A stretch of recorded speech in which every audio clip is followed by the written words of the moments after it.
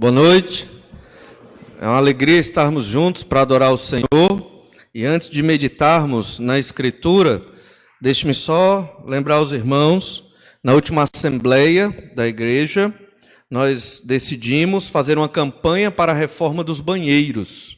Então, se é homem e vai no banheiro masculino, percebe que é necessário fazer uma reforma, mudança do lugar do banheiro. Então, você querendo participar desta campanha, você pode ofertar e você fale com um dos diáconos, são os irmãos que estão de gravata, fora os pastores, são os irmãos diáconos. Então, você pode, quem não está de gravata, acho que não tem mais ninguém de gravata, só os pastores e os diáconos, né? Então, e o Ian? E o Ian, que em breve está doido para ser diácono. Já está se preparando para isso. Não, brincadeira, irmão. Mas a ideia é que você querendo ofertar, você pode ofertar com qualquer quantia, e a proposta é que você oferte 10 meses, uma quantia, um valor, ou você pode até ofertar tudo, ou algum valor que você queira, mas a proposta é 10 meses, ofertando um valor, 5, 10, 20, 5, eu estou dando só os valores redondos, mas é o valor que couber para você, oferta voluntária, para juntarmos, pretendemos juntar um valor de R$50 mil, que é o custo para a reforma do banheiro que vai ficar aqui, o banheiro masculino, junto com o banheiro para cadeirante, que nós não temos, por sinal, e temos que ter, e uma melhoria no banheiro das mulheres. E o banheiro infantil vai ficar, talvez lá atrás, mas bem melhorado e reformulado. Certo? Então, você que pode, se Deus tem lhe abençoado nesse sentido, então procure um dos diáconos e se comprometa assim querendo. No momento que você se comprometer, você deve cumprir o seu compromisso. Se você não pode, aí você não se compromete, certo? Outra questão, outro aviso. Nós distribuímos o Estatuto da Igreja, marcado com possíveis alterações, em negrito sublinhado, para uma assembleia que ocorrerá 27 de outubro. Os membros da igreja devem ver essas sugestões de alterações que partiu do Conselho Geral, e você pode até propor novas. Só que você deve propor com antecedência, que nós teremos uma reunião naquela semana, e você pode sugerir alguma alteração por escrito, nomeando-se, obviamente, não é anônimo, você deve se nomear, dizendo, eu, membro, estou propondo esta alteração. E aí o conselho vai avaliar e traz para a igreja, certo? E então, dia 27 de outubro, vamos ter esse processo. Só vai ser mexido no estatuto aquilo que é sugerido como alteração. Não é um novo estatuto, é uma atualização, deve ser feito de 10 em 10 anos. O nosso estatuto é de 2001, a segunda alteração foi feita em 2001, já estamos em 2019. Então, estamos um pouco atrasados. Então, de 10 em 10 anos deve ter essas alterações, ok? Muito bem, são os dois avisos. Os irmãos fiquem orando por essas questões. E hoje nós vamos observar, dentro da Epístola aos Hebreus, mais um grande exemplo de fé. Sei que os irmãos já entendem e conhecem um pouco do contexto desta epístola. É uma epístola escrita para crentes, pelo menos alguns, que estavam prontos para abandonar Jesus por causa dos riscos que estavam correndo, risco de morte mesmo, estavam sofrendo com isso, e alguns pensaram, é melhor eu voltar para o judaísmo, é melhor eu voltar para a antiga religião, porque assim eu ficarei vivo, minha família ficará viva também. E o autor aos Hebreus, ele apresentou desde o início da carta até aqui que você tem que olhar para Cristo. Ele mostrou Jesus no capítulo 1 como igual a Deus, o Pai, a expressão de Deus. É criador como Deus é criador, é sustentador como Deus é sustentador. É maior do que os anjos, é maior do que Moisés, é maior do que Josué, é maior do que a velha aliança, é maior do que qualquer instituição do Antigo Testamento, do que o sumo sacerdote levítico, do que qualquer coisa que um judeu poderia colocar que viesse a justificar, a abandonar o Senhor Jesus Cristo. Trazendo para hoje, Jesus é maior do que tudo nas nossas vidas, é maior do que qualquer líder político ou religioso que andou aqui por esta terra. Jesus é maior do que qualquer ideologia, Jesus é maior do que qualquer sistema, o Senhor Jesus Cristo é Deus, é maior do que os nossos próprios objetivos pessoais. Por isso, jamais devemos abandonar o Senhor Jesus Cristo porque, por qualquer uma onda, ou por qualquer pensamento, ou qualquer líder carismático que nos chame a atenção. Nada está superior a Cristo no mundo de hoje. Em nenhum momento do mundo nada se tornou maior do que o Senhor Jesus Cristo. Se você coloca algo maior do que Jesus na sua vida, é porque você é um idólatra. É porque você segue os ídolos do seu coração.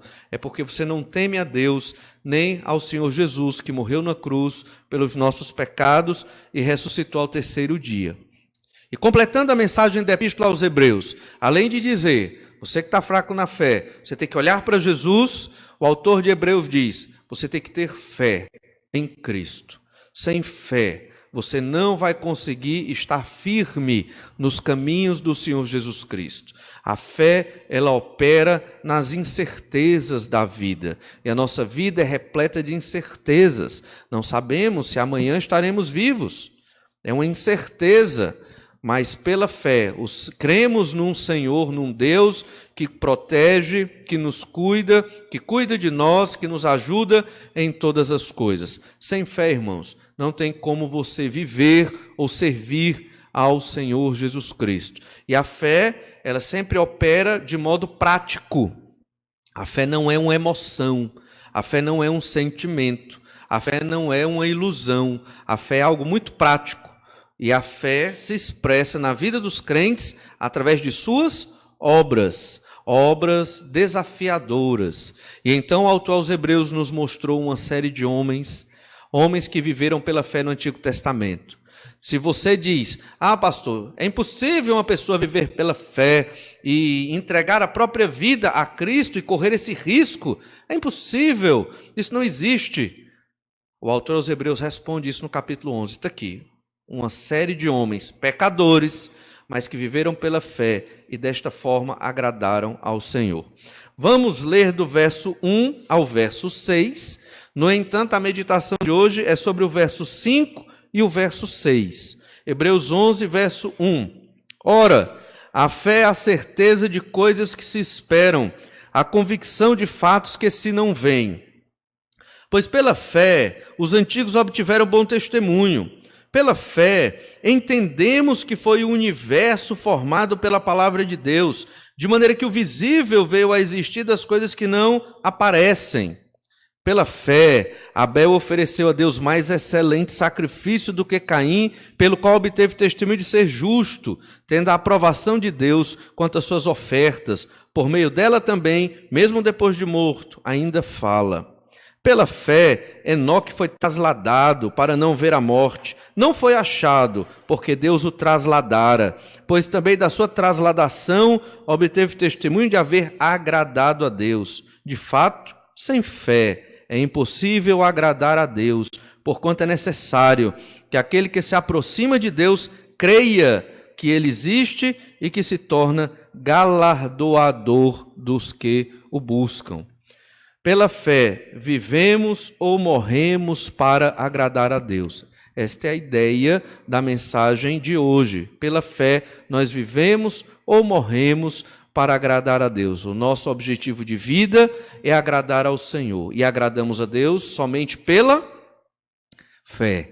Não tem como agradar a Deus sem ter esta fé sobrenatural que Deus implantou nos nossos corações e que nos faz tomar medidas e atitudes até certo ponto ilógicas para a mente humana, incompreensíveis para o homem comum que vive nessa terra. O crente, para aquela pessoa que não é crente, ele é maluco, é doido, porque ele vive numa vida sem lógica para o homem perdido no seu pecado e que vai para o inferno. O crente no Senhor Jesus, ele vive pela fé, vive a partir da confiança que ele tem em Deus. E lendo a Bíblia, ele segue a palavra de Deus crendo que ela é a verdade, mesmo que o mundo não a considere como verdade. Porque a Bíblia, ela traz umas coisas esquisitas e estranhas, não é verdade? Por exemplo, na Bíblia, fala que nós devemos cuidar dos nossos filhos e às vezes discipliná-los com uma peia. E diz ainda que deve deixar um vergão vermelho Não é uma pena muito leve, né? Tem que deixar um vergão vermelho. Ah, mas a pedagogia moderna condena tal prática, a criança vai estar revoltada. É, né? Pedagogia moderna. O índice de suicídio hoje está entre crianças de 15 anos até jovens de 29 anos. É o índice de maior suicídio no mundo. É, né, dentro dessa faixa etária. Cadê a pedagogia moderna? Está ajudando? Não. Acho que talvez até prejudicando em muitos aspectos. Entendem? Mas, penso eu, que se as famílias, isso aqui é só uma explicação, um parêntese, se as famílias usassem o método bíblico para instruir seus filhos, imagino eu que esse índice iria diminuir. Acabar, acho que não acabaria não, mas diminuiria muito. Mas o homem não crê na Bíblia. O homem crê na ciência. E a ciência não resolve os problemas. Alimentos transgênicos, a fome continua aumentando no mundo, mesmo com uma grande tecnologia nos alimentos. Cadê a solução da ciência? Porque não tem solução. A solução é crer no Senhor. A solução é pela fé. Não tem governo que resolva os problemas da humanidade. Só Jesus, quando voltar, resolverá os problemas da humanidade. Ele mesmo sendo o rei que há de governar nesta terra.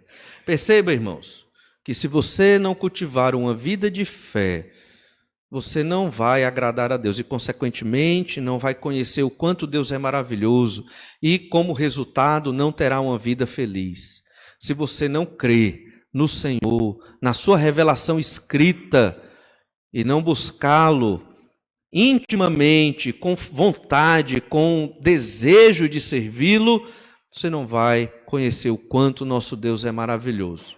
Queremos, a partir desse texto, versos 5 e 6, fazer 3 reflexões sobre a fé, entendendo que pela fé vivemos ou morremos para agradar a Deus. Era isso que o autor aos Hebreus queria dizer para os seus leitores imediatos, aqueles que receberam essa carta. Olha, não importa se você vai viver ou morrer, o que importa é ficar com Jesus. E você tem que fazer isso pela fé. Veja o exemplo de Abel. Morreu, mas pela fé agradou ao Senhor. Veja o exemplo de Enoque, que foi tão amado por Deus que Deus o levou para ficar perto dele. Entende? Percebe isso? Porque é melhor estar com Deus do que estar nesse mundo. Se você acha e luta pelas alegrias desse mundo, você ainda não conhece a maravilhosa graça do Senhor. Você ainda não entendeu que esse mundo já está destruído. Ele foi corrompido pelo maligno. Você ainda está lutando por alegria nesse mundo. A alegria é com Deus. Esse mundo não vai trazer alegria. É uma coisa ilusória, é uma coisa superficial, e você vai estar a vida toda procurando essa satisfação, esse preenchimento na sua vida, achando que aqui você vai encontrar talvez a paixão, o amor perfeito, ou vai encontrar algo que preencha, talvez numa profissão, talvez com muito dinheiro, talvez algo desses valores terrenos, você acha que vão te trazer assim realização. Infelizmente a vida é só uma. Se você acha isso, você está buscando isso, aí quando você chegar já na sua velhice, realmente, estava certo aquele texto da Bíblia, não é verdade? Onde eu tenho que buscar agradar ao Senhor e não a mim mesmo. E fazendo assim é que encontrarei real alegria e felicidade. 3 reflexões. Primeira, Deus quer os dele perto. Deus quer os que são dele perto. E isso motivou a trasladação de Enoque. Lendo de novo Hebreus 11:5, pela fé, Enoque foi trasladado para não ver a morte, não foi achado, porque Deus o trasladara, pois antes da sua trasladação, obteve testemunho de haver agradado a Deus. Enoque foi um desses homens de fé, do período do Antigo Testamento. Esses homens foram destacados porque certamente tiveram um exemplo, um motivo na vida deles, na fé em Deus, e certamente no seu filho, o Messias, que viria, que os destacou no meio daquela sociedade. Primeiro foi Abel, como nós já mencionamos. Abel, ele foi considerado um homem de fé, porque ele foi aprovado por Deus, porque ofereceu um sacrifício a Deus do que ele tinha de melhor. Só que Abel pagou de modo terrível, seu próprio irmão o matou. Por quê? Porque ele agradou a Deus. Esses irmãos aqui que estão lendo essa carta, os primeiros, a quem a carta foi dirigida, eles também estavam correndo risco de morte. Olha como era forte o exemplo de Abel para eles. Acho que não estamos correndo risco de morte por causa do nome de Jesus hoje, dentro do nosso contexto. Mas olha o exemplo de Abel para nós, temos que oferecer o melhor sacrifício a Deus, mesmo que nos custe a vida. Como oferecer algo a Deus que não custa nada? Percebe isso? Oferte a Deus daquilo que te custa algo. Não estou falando só de valor financeiro, estou falando da sua vida, do seu tempo, da sua energia, da sua família, do seu lazer. Às vezes colocamos tudo isso em primeiro lugar. Sobrando tempo eu sirvo a Deus. Essa lógica está errada. Quer agradar a Deus? Enoque agradou ao Senhor. Coloque o Senhor em primeiro lugar e o resto fica em segundo. Ainda, perceba que nesse texto de Hebreus 11:5, de forma enfática, 3 palavras são repetidas. A palavra trasladação, ele foi trasladado, Deus o trasladara, e antes da sua trasladação, palavra esquisita, palavra diferente, mas que se refere a retirar uma pessoa de um lugar para que ele apareça em outro lugar. Quase que uma viagem, quase não necessariamente um rapto, mas quase que uma viagem, onde a pessoa sai de um lugar e aparece em outro lugar. E para compreender um pouco sobre essa trasladação que Enoque sofreu ali, Deus o trasladou, Deus o tirou do lugar que ele estava e o levou certamente para o céu, nós temos que compreender de onde veio Enoque. Enoque é um dos descendentes de Adão. Adão teve, junto com Eva, Caim e Abel. Abel logo faleceu, mas depois veio outro filho de Adão, chamado Sete. E aí nós temos na Escritura, em Gênesis, 2 genealogias. A genealogia de Caim e a genealogia de Sete. Por que isso? Na verdade, o livro de Gênesis ele é dividido em 10 partes. Nós temos 50 capítulos. Quem fez aquela disciplina de Pentateuco aqui, lembra disso. O livro de Gênesis é dividido em 10 partes. Cada parte fala de uma toledot, palavra esquisita que significa genealogia, que significa a descendência de um homem. Então temos 10 descendências, ou 10 gerações, ou 10 genealogias. Muitas dessas genealogias estão em contraste. Que contraste? A genealogia rejeitada, a que se perdeu, a genealogia eleita, a que foi salva. A genealogia de Caim se perdeu, rejeitada. A genealogia de Sete é a genealogia que foi salva. Isso aconteceu também Esaú e Jacó. A genealogia eleita foi a de quem? Esaú, ou Jacó, né? E a de Esaú foi a rejeitada, né? Temos também Isaac e Ismael. Quem é que foi a genealogia aceita, eleita por Deus? A de Isaac. A de Ismael foi rejeitada. Esses contrastes aparecem em todo o livro de Gênesis, até chegar na descendência de Jacó, que é a história de José. Isso é de propósito. O autor Moisés escreveu propositadamente, inspirado pelo Espírito Santo de Deus, para dizer: tem os que são salvos e tem os que são condenados. Tem os que creem e tem os que não creem. Olhe Gênesis capítulo 4, verso 17, tendo isso em mente, essa estrutura do livro de Gênesis, para compreender de onde veio Enoque. Olha Gênesis 4, 17, essa é a descendência de Caim. E coabitou Caim com sua mulher. Ela concebeu e deu à luz a Enoque. Esse não é o nosso Enoque, é outro Enoque, certo? Caim edificou uma cidade, lhe chamou Enoque, o nome de seu filho. A Enoque nasceu-lhe Irade. Irade gerou a Meu-Jael. Meu-Jael a Metusael. E Metusael a Lameque. Lameque tomou para si 2 esposas. O nome de uma era Ada e a outra se chamava Zilá. Veja então que Lameque ele já começou a fazer coisas terríveis. Talvez, pelo menos é o que a Bíblia registra, ele foi o primeiro adúltero, ou polígamo da história da humanidade. E ficou registrado que ele é descendente de Caim. Além disso, ele era um homem também extremamente violento. Mas observe ainda no verso 20. Ada deu à luz Perdão, verso 20, né? Não, 19. Não é isso? Obrigado. Ada deu à luz a Jabal. Este foi o pai dos que habitam em tendas e possuem gado. O nome de seu irmão era Jubal. Este foi o pai de todos os que tocam harpa e flauta. Zilá, por sua vez, deu à luz a Tubal-Caim, artífice de todo instrumento cortante de bronze e de ferro, e a irmã de Tubal-Caim foi Naamá. E disse Lameque às suas esposas, Ada e Zilá: ouvi-me, vós mulheres de Lameque, escutai o que passo a dizer-vos. Matei um homem porque ele me feriu, e um rapaz porque me pisou. 7 vezes se tomará vingança de Caim, de Lameque, porém, 70 vezes 7. Essa é a geração perdida, essa é a geração que não escolheu Deus, essa é a geração que foi para longe do Senhor. Geração de adúlteros, geração de perdidos, geração de assassinos, de violentos. Você percebe que dos filhos de Lameque se inventou a tecnologia da guerra, ou até a tecnologia das armas, do metal, mas também a tecnologia da música. Então, dos instrumentos de sopro, né, da harpa, da flauta, necessariamente não significa que o que uma pessoa que não é de Deus fez é pecado, não é verdade? Porque nós usamos os instrumentos hoje e sabemos que não são pecado. Né? O seu iPhone aí, você sabe, o seu smartphone, você sabe que não foi um crente que inventou, não é verdade? Não foi um crente que inventou essa tecnologia, mas nós usamos. Então, nem sempre vamos usar aquilo que foi inventado pelos crentes, porque se isso fosse verdade, estava difícil. Né?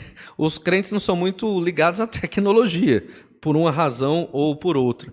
Mas o fato é que esta é a geração perdida. E em contraste à geração de Caim, nós temos a geração de Sete. A geração de Sete, de onde vem, obviamente, os seus descendentes que chegam até Enoque. Olha Gênesis capítulo 5, verso 4. Vai mostrar essa descendência eleita, a descendência de Sete. E quero que você perceba algo importante no texto que nós vamos ler agora.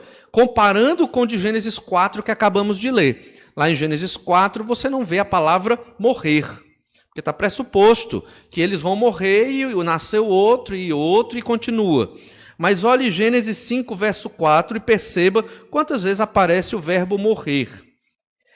Gênesis 5, 4. Depois que gerou a Sete, viveu Adão 800 anos e teve filhos e filhas. Os dias todos da vida de Adão foram 930 anos e morreu. Numa genealogia, normalmente não se coloca quando a pessoa morreu.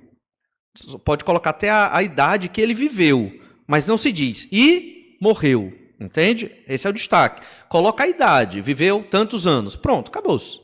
É o normal nas genealogias da Escritura. Esta aqui, especialmente, é diferente. É colocada, e morreu. Parece um detalhe que não tem muita relevância, mas tem, você vai entender por quê. Verso 6, Sete viveu 120 anos, 125 anos, e gerou a Enos. Depois que gerou a Enos, viveu 807 anos, e teve filhos e filhas. Todos os dias de Sete foram 912 anos. Pronto, era para parar aí. Mas tem um detalhe, e morreu. Mas claro, né? Mas isso é um recurso literário para trazer uma mensagem ao leitor. Olha Gênesis 5,16. Eu dei uma pulada para a gente não ler, não precisa ler tudo. Depois que gerou a Jared, viveu Maalalel 830 anos e teve filhos e filhas. Todos os dias de Maalalel foram 895 anos e morreu. Verso 18. Jared viveu 162 anos e gerou a Enoque. Esse é o Enoque de Hebreus 11:5. Gerou a Enoque. Depois que gerou a Enoque, viveu Jared 800 anos e teve filhos e filhas. Todos os dias de Jared foram 962 anos e morreu. Enoque viveu 65 anos e gerou a Metusalém. Sintetizando, e Enoque não morreu. É isso que o autor quer dizer durante a genealogia de Sete.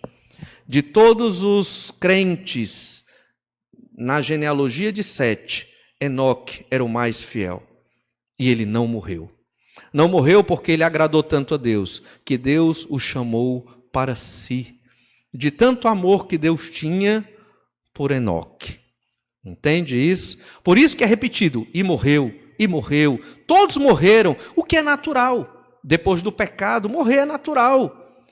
Todos esses que morreram eram crentes, provavelmente crentes, mas morreram e foram para Deus. Mas Enoque era tão especial para Deus que ele não morreu. Ele quer que nós, ao lermos esse texto, percebamos esse detalhe. E morreu, e todos morreram. Mas Enoque não. Olha o verso 22.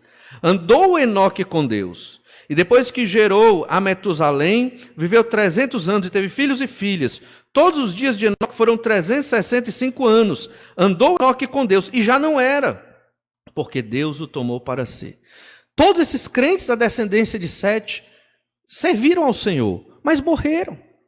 Enoque não, porque ele andou com Deus.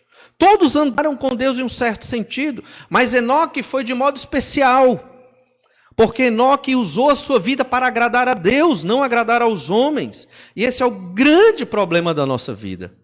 Nós atraímos problemas para nós, criamos os nossos próprios problemas e vivemos de modo infeliz e muitas vezes desesperado, porque não nos empenhamos em agradar a Deus. Esse tem que ser o meu e o seu objetivo de vida, agradar ao Senhor. E é isso que Deus quer de nós, assim como um pai quer que o filho agrade a ele.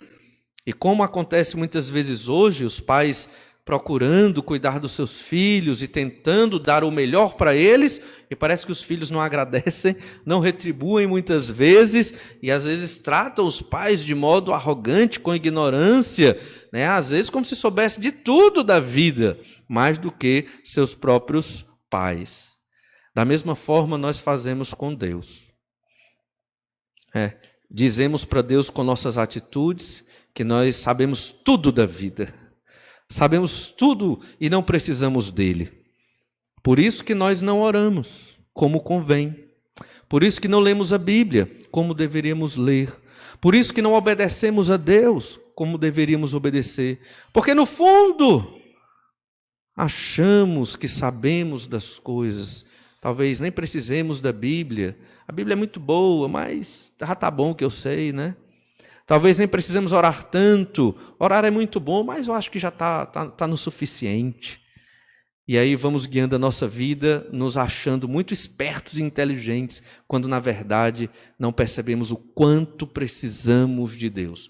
Todos esses homens que morreram da descendência de Sete eram crentes.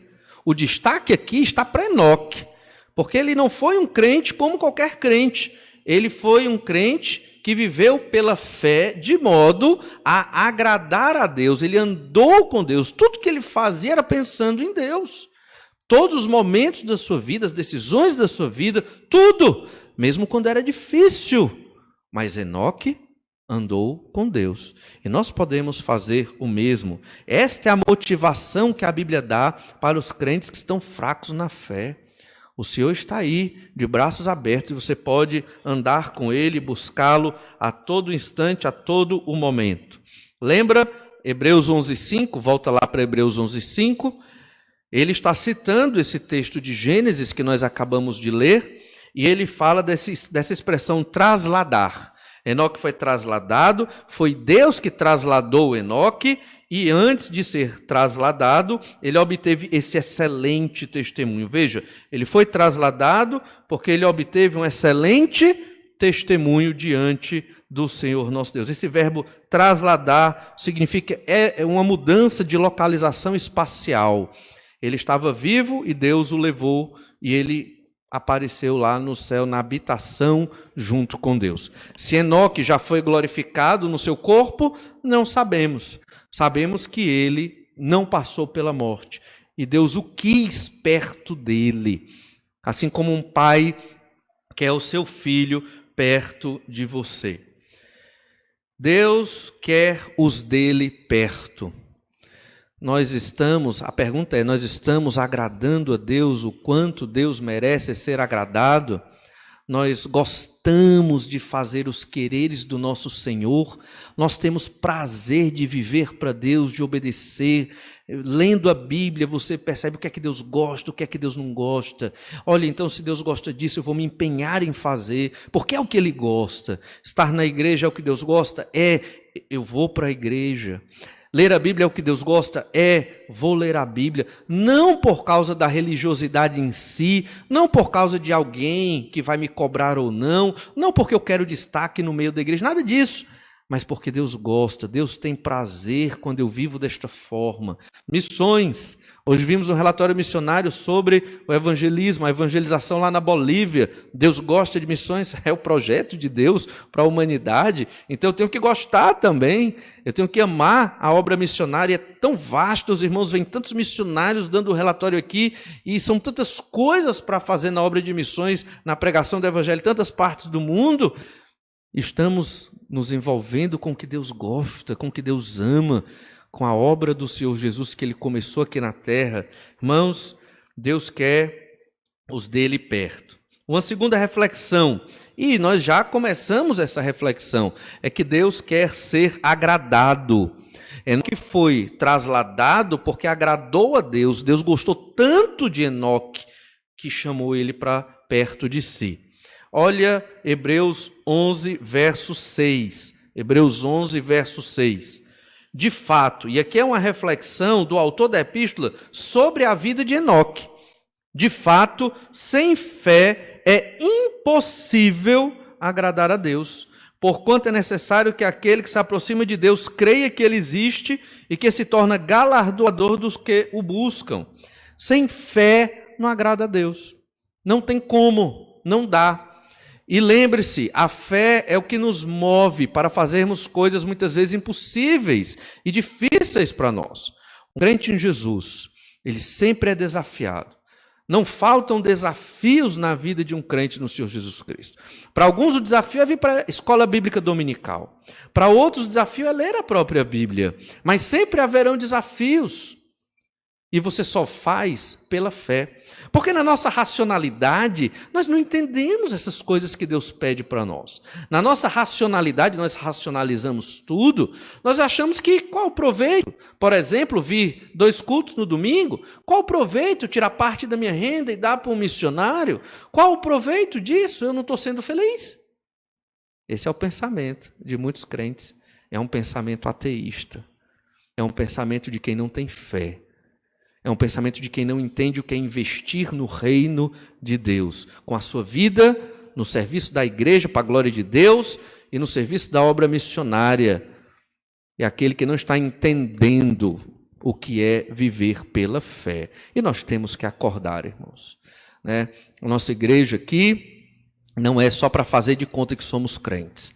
Se você pensa assim, é o momento de procurar outra igreja. Não é verdade? Que lá você pode fazer de conta. O momento aqui é de vivermos pela fé. Arrependimento de pecado, confissão a Deus.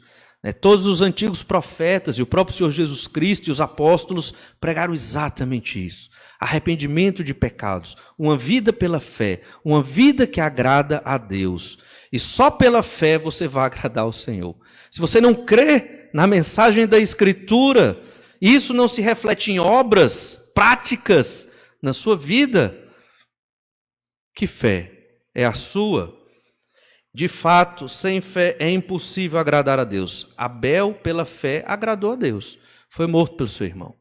Enoque agradou a Deus, teve um fim bem melhor, graças a Deus. Foi levado por Deus, mas sem fé eles não conseguiriam. Então você tem desafios e você só vai superá-los pela fé no Senhor. Se você crer nesta mensagem, se você crer que servir a Deus vale a pena, porque na sua mente e coração, na minha também, tem aquela vozinha que diz, não vale a pena. Tem aquela tentação que diz, olha, estou perdendo o meu tempo. Existe isso. É a tentação do nosso próprio pecado. Mas você é um crente, leu a sua Bíblia, tem o Espírito Santo em você, e o Espírito Santo lhe diz, não, você pela fé, você vai fazer o que Deus manda, mesmo sem vontade. mesmo sem motivação, mesmo não entendendo. Em breve vamos chegar em Abraão, ele não entendia. Como eu vou levar meu filho para matar ali? Deus pediu para eu fazer isso, mas Abraão foi e levou. Sem lógica, uma ordem de Deus sem lógica. Depois teve lógica, mas no momento inicial não. Mas ele foi. Todo crente na vida vai fazer certas coisas que aos olhos da sociedade não tem lógica. Por isso que eu disse, todo crente em alguma medida é visto como doido. Maluco. Vamos chegar já já em Noé, o pregador maluco que construiu um barco enorme numa área que não chovia. Irmãos, todo crente tem que viver assim, pela fé. Se você se acomodou na sua vida, estou bem, né? As contas pagas, onde morar, um lazer, uma boa igreja, bons irmãos, uma boa família, tudo beleza. Onde está a vida? Pela fé. Sem fé não podemos agradar ao Senhor, lembre-se disso. Como é que agradamos a Deus? Temos dois elementos aqui. Crer que Deus existe. No verso 6, elementos fundamentais. Lendo de novo. De fato, sem fé é impossível agradar a Deus, porquanto é necessário, não é opcional. É necessário que aquele que se aproxima de Deus creia que Ele existe. Deus existe, irmãos. Quando você vem na igreja adorar ao Senhor, você está adorando a Deus. Cada cântico aqui entoado foi para o Senhor, Criador do céu e da terra, que está sentado no trono. É a imagem que nós temos de Isaías, de Ezequiel, do apóstolo João, lá no Apocalipse. Estamos adorando ao Senhor, governador de todas as coisas, soberano sobre tudo. Não viemos aqui para prestigiar um homem, alguns homens, instrumentistas, nada disso. Viemos para adorar o Senhor. Lembre-se disso, crer que Deus existe. Ele existe. Ele sabe tudo. Você não tem como esconder o pecado mais terrível e nojento que passou na sua mente e coração. Não tem. Deus sabe. Então o que é que você faz? Confessa logo. Diz logo para Deus. Ora a Deus e confessa, arrependido do seu pecado, e conta para Deus e confessa, e viva com o coração limpo, porque Deus perdoa os nossos pecados, baseado no sacrifício de Jesus. Deus existe, não tem como fugir disso. Você que está aqui hoje e não crê em Jesus, Deus existe, e você vai prestar contas com Ele, lembre-se disso. O que é que te resta? Arrepender-se dos seus pecados. Mas tem outra condição necessária aqui no verso 6. Deus, ele é galardoador dos que o buscam. O que significa o galardoador? Ele é o que dá recompensa. Ele é o recompensador. Ele recompensou certamente Abel após a sua morte. E certamente recompensou de um modo todo especial Enoque, que agradou tanto a Deus, andou com Deus, tanta intimidade e comunhão com o Senhor, que Deus o levou em vida. Deus é quem dá a recompensa. Todos nós queremos uma recompensa. Todo ser humano é interesseiro, né? A recompensa que nós queremos aqui na terra é a felicidade. Queremos ser felizes, não queremos ter dores, não queremos passar por problemas e dificuldades. Mas a Bíblia nos mostra que a realidade é que o pecado nos trouxe dores e dificuldades. O nosso pecado, não tem como fugir disso. A recompensa quem nos dá é Deus. Deus nos dá a recompensa da vida eterna, da eternidade com o Senhor. É esse galardoador que nós devemos buscar, é esse que dá a recompensa que nós devemos buscar. Veja, irmãos, Deus fez tanto por nós. Deus nos dá tantas bênçãos até hoje. Lembre-se, veja a sua vida. Veja quantas coisas Deus faz na sua vida e dá para você. E como você tem buscado agradar ao Senhor nosso Deus, com a sua vida, com o seu pensamento, com tudo que você é, com tudo que você faz. Sinceramente, eu penso nisso constantemente. Dou muitas vezes o que sobra, não é verdade? Muitas vezes o que sobra, não o melhor. Não estamos andando com Deus. Às vezes batemos uma conversa com Deus no fim de semana. Já pensou nisso? Que tragédia. E o Senhor, Ele é que dá a recompensa. Agradar a Deus implica em crer na sua existência. Deus existe e criou todas as coisas, como é dito em Hebreus capítulo 11, verso 3, já vimos esse texto. Nossa fé, porém, não deve ser uma fé somente nas ideias, não deve ser uma fé somente no discurso, uma fé somente na emoção. Não, o Senhor, Ele não tem um interesse nestas emoções. O Senhor tem um interesse na nossa vida. A nossa vida é mais do que emoção. O Senhor quer que nós materializemos a nossa fé na prática, fé nele, na prática, de forma visível. Tiago 2,17 diz: assim também a fé, se não tiver obras, é morta em si mesma. Se não tem obras, não é fé. Se você diz, eu creio em Jesus, e vive uma vida de pecado, desregrado, terrível, voluntário, não sei, creu mesmo? Tem a fé de Jesus na sua vida? Porque quem crê em Jesus é transformado. Essa fé tem que ter obras. Crente, irmãos, gosta de Bíblia. Crente gosta de igreja. Crente no Senhor Jesus Cristo gosta do Evangelho. Assim como um peixe gosta de viver dentro da água. Essa é a natureza do servo de Deus. E nós temos que viver desta forma. Muitas vezes não vivemos porque nos acomodamos ao sistema desse mundo. E acabamos não vivendo pela fé, correndo atrás das coisas da sociedade, da terra. E esquecemos de agradar a Deus. Arrependa-se. Veja ainda Tiago 2,19. Tu crês que há um só Deus? Não, pastor, eu tenho fé, eu creio num só Deus, eu creio na Trindade, como diz na Bíblia, eu creio em Jesus, eu creio em tudo isso. Tiago 2,19, tu crês que há um só Deus? Fazes bem, também os demônios o creem e estremecem. Em que medida a nossa fé é diferente da dos demônios?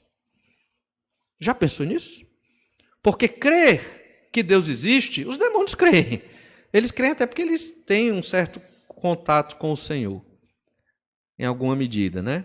Então, em que ponto a minha fé difere da fé dos demônios? Eles estremecem diante de Deus. E nós, muitas vezes, nem estremecemos diante da palavra do Senhor, diante da mensagem do Senhor nosso Deus. E eu acho muito interessante como os demônios, eles reagiram ao ver Jesus. Olha lá Marcos 3,11, rapidinho, vou ler para os irmãos, diz assim: e os espíritos imundos, vendo-o, no caso Jesus, prostravam-se diante dele e clamavam dizendo, tu és o Filho de Deus. Eles se prostravam diante de Jesus, os demônios. E nós somos filhos de Deus pela fé. Em que a nossa fé difere da dos demônios? Olha ainda Lucas 4,41 que diz, e também de muitos saíam demônios, clamando e dizendo, tu és o Cristo, o Filho de Deus. E ele, repreendendo-os, não os deixava falar, pois sabiam que ele era o Cristo. Os demônios clamando, dizendo, tu és o Cristo, o Filho de Deus. Olha como os demônios têm um certo tipo de fé em Jesus, até se prostravam diante do Senhor Jesus. Entende isso? Nossa fé, irmãos, ela tem que ser, obviamente, além da fé dos demônios, superior a este tipo de fé. Não pode ser somente o acreditar, não pode ser somente o sentir, não. Tem que ser uma fé que opera em obras. Entende isso? O marido que não cuida da esposa, ele tem que se transformar no marido que cuida da esposa, pela fé. Uma mulher que não cuida do seu marido tem que se transformar numa mulher submissa, auxiliadora, que respeita o seu marido. Isso é pela fé. É isso. Um filho rebelde e desobediente tem que se transformar num filho obediente ao seu pai, mesmo que o seu pai não seja um bom pai, pela fé. Porque a fé opera na incerteza. A fé realiza coisas incríveis, impossíveis. Fé no Senhor. Entenda. Não é a fé no homem, que não leva a nada. A fé dos demônios é pior ainda. Mas é uma fé que transforma. É uma fé que fez um homem pecador agradar tanto a Deus que Deus o levou da terra. Já pensou? E pena que tem tão pouco escrito sobre Enoque. Devia ter um livro todo falando do que Enoque fez para a gente imitar dentro do possível, para Deus nos levar também. Porque se Deus levou Enoque, ele pode levar outro, né? Quem sabe, não é não? Mas ele não tem muito. Ele andou com Deus, quer dizer que ele estava sempre com Deus. Percebe isso? Né? Você entende essas verdades? A fé, ela transforma na prática, transforma, nos livra dos nossos pecados, nos faz novas pessoas. A fé no Senhor Jesus Cristo. Não há nada impossível, principalmente para Deus, principalmente quando você quer fazer a vontade de Deus. Não há impossível. Problema. Por que não está acontecendo? Talvez, e é o que eu acho que é o problema, eu já digo isso várias vezes, o problema da igreja não impactar a sociedade hoje é porque a igreja não tem fé. A fé necessária para crer que o Senhor transforma e opera de modo maravilhoso. E essa fé implica vida de oração, simples oração, conversar com Deus e pedir: Senhor, eu preciso disso. O Senhor sabe. Acabou. E Deus vai resolver. Se realmente Deus julgar que é necessário a minha vida, Ele vai me dar. Ou não, se Ele julgar que não, Valdez, você não precisa disso não, isso é moleza da sua parte. Vamos lá, força, né? Deus faz assim também, trabalhar. E aí o cabo vai trabalhar. Além de Enoque, outros homens também agradaram a Deus. Já que Enoque, nós não temos um livro sobre Enoque, infelizmente, né? Deus não quis, não sei porquê, né? Deus sabe todas as coisas, mas tem alguns personagens que agradaram muito a Deus. Um deles foi Jó. Olha Jó, capítulo 1, verso 8. Diz assim: perguntou ainda o Senhor a Satanás: observaste o meu servo Jó? Jó 1, 8. Observaste o meu servo Jó? Porque nem há na terra semelhante a ele, homem íntegro e reto, temente a Deus e que se desvia do mal. Interessante, às vezes a gente passa rápido pelo texto bíblico e pensa que foi Satanás que foi pedir a Deus, né, o direito para maltratar Jó. Mas, na verdade, Deus fez o merchandise de Jó ali. Deus fez o marketing de Jó. Deus disse: você viu Jó? Por que Deus fez isso? Porque Jó agradava muito a Deus. E o que Jó fez para agradar a Deus? Muito simples. Homem íntegro e reto. Entende? Ele era reto na obediência ao Senhor, nos seus princípios. Ele era correto. Pecador. Jó pecador. Claro, como todos nós. Mas reto no seu proceder. Andava da maneira certa como Deus disse que era para ser. E certamente quando Jó via um erro nele, ele procurava consertar. Que é como nós devemos fazer? Era temente a Deus, ele tinha temor do Senhor, ele tinha medo de desagradar a Deus, medo de decepcionar a Deus, e ele procurava certamente fazer tudo para agradar ao Senhor, e se desviava do mal. O que tinha de ruim, passo longe, conversa esquisita, quero saber, eu quero focar nas coisas que agradam ao Senhor. Íntegro e reto, temente a Deus, se desviava do mal. Acho que essa é uma bela receita para agradar ao Senhor.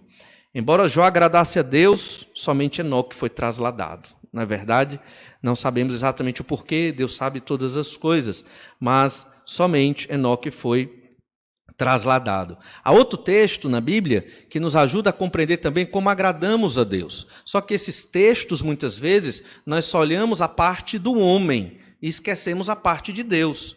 E hoje na sociedade existe um evangelho humanista. Vamos suprir o que o homem deseja e esquece o que agrada a Deus. Estamos hoje aqui para agradar o Senhor. Olha o Salmo 37, esse versículo aqui, verso 4. Agrada-te do Senhor, Ele satisfará os desejos do teu coração. O que é que você se lembra mais desse Salmo? Ele satisfará os desejos do teu coração. Não é verdade? É isso que fica na sua mente. Ah, Deus vai satisfazer os desejos do meu coração. E o agrada-te do Senhor se esquece. O que é o agrada-te? Torne-se agradável a Deus. Seja agradável ao Senhor. Agrade a Deus com a sua vida. E certamente Deus vai cuidar de tudo na sua vida.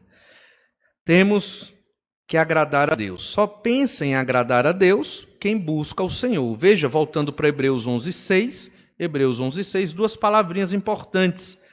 Se aproxima de Deus e o buscam. Temos que buscar, temos que nos aproximar para agradar a Deus. Dentro desse versículo está implícito uma ideia muito importante. Na verdade, está explícita e gritante. Deus, Ele quer ser agradado, irmãos. Não porque Ele precise, mas Deus quer ser agradado. Ele não precisa disso, mas Ele quer. E quando nós, que somos filhos do Senhor, porque cremos em Jesus, o agradamos, nós estamos indo no caminho de Enoque. E por fim, sei que o nosso tempo avançou um pouco, mas a última reflexão. Não sei se você percebeu, mas tanto Abel como Enoque versa sobre a morte. Abel foi assassinado.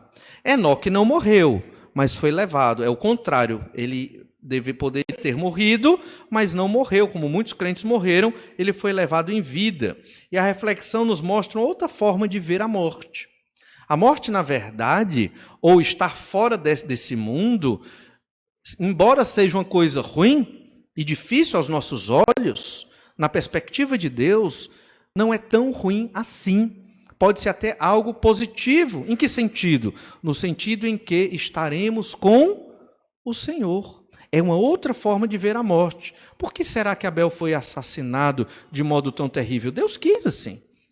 Porque Abel era justo e andava com Deus também, procurou agradar o Senhor. Deus o levou para si.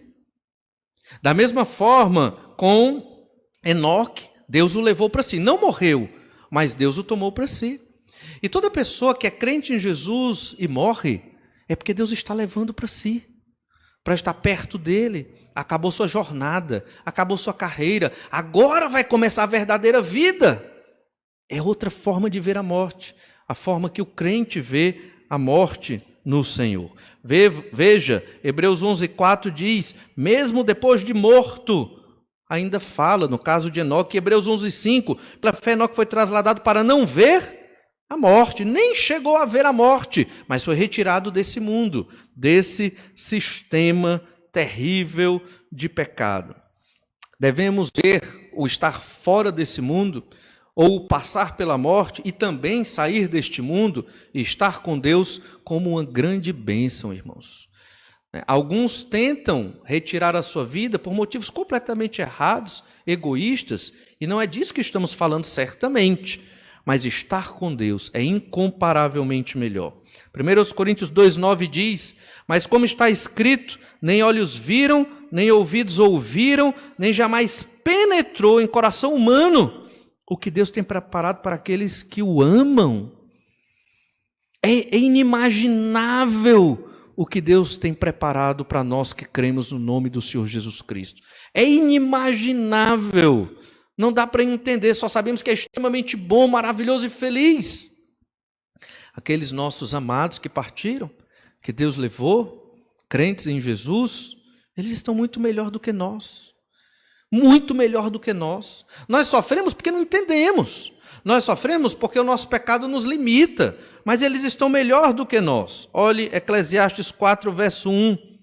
Vi ainda todas as opressões que se fazem debaixo do sol. Vi as lágrimas dos que foram oprimidos, sem que ninguém os consolasse. Vi a violência na mão dos opressores, sem que ninguém consolasse os oprimidos. Verso 2. Pelo que tenham por mais felizes os que já morreram, mais do que os que ainda vivem. São mais felizes, estão com Deus, livres do pecado, numa outra realidade muito melhor, com a sua consciência, conhecendo de modo mais íntimo a Deus do que aqui, nesse mundo de pecado e de sofrimento. Tanto Abel como Enoque foram levados por Deus para estar perto dele, porque Deus os queria mais perto de si. Olhe Romanos 8,19. Vamos ver, Romanos 8,19 diz assim, a ardente expectativa da criação aguarda a revelação dos filhos de Deus, pois a criação está sujeita à vaidade, não voluntariamente, mas por causa daquele que a sujeitou, na esperança de que a própria criação será redimida do cativeiro da corrupção, para a liberdade da glória dos filhos de Deus. Veja, a própria criação será redimida do cativeiro da corrupção, para a liberdade da glória dos filhos de Deus. Estamos vivendo hoje, nessa criação, escravos ainda do pecado, mas seremos libertos para a glória como filhos de Deus. Verso 22, porque sabemos que toda a criação a um só tempo geme e suporta angústias até agora. A criação geme, não só os animais, as plantas, o planeta, como nós também porque sofremos a angústia do pecado, mesmo salvos em Cristo. Verso 23, e não somente ela, a criação, mas também nós, que temos as primícias do Espírito, os crentes, né? Igualmente gememos em nosso íntimo, aguardando a adoção de filhos, a redenção do nosso corpo. Você geme? Você geme esperando a volta de Cristo? Ser levado ao céu para estar com Deus, como Enoque foi, como Abel foi também, mesmo passando pela morte. Isso é outra forma de ver a morte, irmãos. Estar com o Senhor é maravilhoso. Certamente, pela fé, porque nenhum de nós aqui esteve lá, mas cremos nisso pelo que a Bíblia nos diz, e tem muitos outros versículos que nos ensinam estas verdades. Esses irmãos aqui, que receberam esse texto, a Epístola aos Hebreus, eles estavam sendo ameaçados de morte pela fé que tinham em Jesus. Estavam com medo e prontos para deixar Jesus e voltar para o judaísmo e para a sua velha vida. Mas não compensa. É muito melhor estar com Deus. No dia que partirmos, vamos perceber como foi melhor. Talvez, é muito provável que quando estivermos no céu, vamos dizer, Senhor, por que o Senhor não me levou antes, né? Por que o Senhor não me matou antes? Se eu tivesse morrido antes, estava mais feliz aqui com o Senhor. Mas Deus sabe o dia do nosso nascimento e o dia da nossa partida. O certo é que pela fé vivemos ou morremos para agradar a Deus. E a morte, o nosso inimigo, o último inimigo vencido pelo Senhor Jesus Cristo, não deve ser algo tão terrível. Pelo contrário, vai ser o nosso momento de passagem para estar numa vida muito melhor. A criação geme aguardando a redenção. Nós gememos esperando a ressurreição dos nossos corpos. Certamente, o que Deus preparou para nós é inimaginável e muito melhor do que tudo o que já viemos a experimentar aqui. Por isso, devemos viver pela fé, para agradar a Deus com tudo que somos, com tudo que temos. Vamos orar, pedir que o Senhor nos abençoe. Senhor, te agradecemos pela tua graça e misericórdia, pelo teu amor. Te agradecemos, Pai amado, pela salvação que temos no nome do Senhor Jesus Cristo. E te suplicamos, ó Pai, que o Senhor nos ajude a estarmos vivendo pela fé de modo que te agrada, Pai amado. Que a nossa fé, Senhor, não fique só nas ideias, só na emoção, só no pensamento. Que a nossa fé se materialize em obras de uma vida, de vidas transformadas, que estão prontas, ó Pai, para fazer tudo para agradar ao Senhor, para a glória do teu nome, amando ao Senhor com toda a nossa força, com toda a nossa alma, com toda a nossa energia, todo o nosso ser. Dá-nos essa sabedoria e entendimento, Pai amado, de modo que venhamos a glorificar o teu nome enquanto ainda estivermos aqui e que breve partiremos para estar com o Senhor, eternamente vivendo para glorificar teu nome. Tudo isso pedimos no nome do Senhor Jesus. Amém.